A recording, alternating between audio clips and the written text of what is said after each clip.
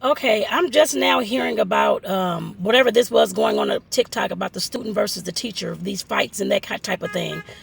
Um, Being a social worker, I'm not a teacher, but which I do teach, of course, still being a social worker anyway. And I have worked with the youth for over probably about 15 to like 17 years of my actual professional career. And I can't tell you how many times, not just in the schools, but in residential facilities and different things like that, and other kinds of programs where kids have tried to jump on this. I've actually seen staff jumped on and arms broken, actually, by some of the kids that we were actually working with at one of these transitional housing programs. And this was back in St. Louis. And like I said, I understand, of course, it's a child or teen. I guess to me, as a teenager, once you hit somebody, to me, you become an adult. That's self-defense. I understand that kids are upset with whatever reason or defiant or that kind of thing. But like I always said, it always starts in the home.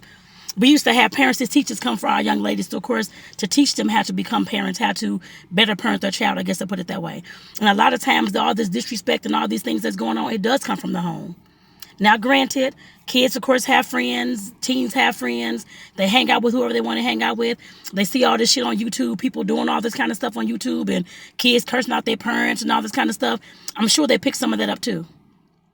But just know that nobody's going to sit there and let you hit them and beat them down and just stand there and do nothing about it.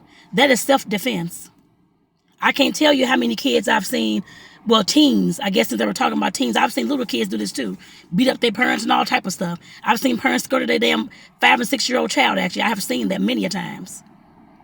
And I cannot tell you how many times these kids are just acting out, doing all this stuff. Whoever they're angry at, I have no idea. Probably their parents, I guess. Or how they were raised or what they think they should have or whatever the case is. But just know that nobody's going to stand there and watch you and just be beat down by somebody. One of these teens are bigger than these damn teachers. Bigger than me, bigger than these social workers too. And they can kill you if they wanted to. Some carry guns, some carry weapons, all type of stuff. Pencils to stab you with. I've seen that too. Like I said, we have got to start parenting these kids a lot better, y'all. This really makes no sense. I've been hearing about this stuff. I've been a social worker for 24 years now. I've been hearing about this stuff back before I even started college, actually. I've known folks who went to school as a teen and jumped on their teacher, actually. Some people in the neighborhood that I was, of course, around and that kind of thing. This don't make no sense, y'all.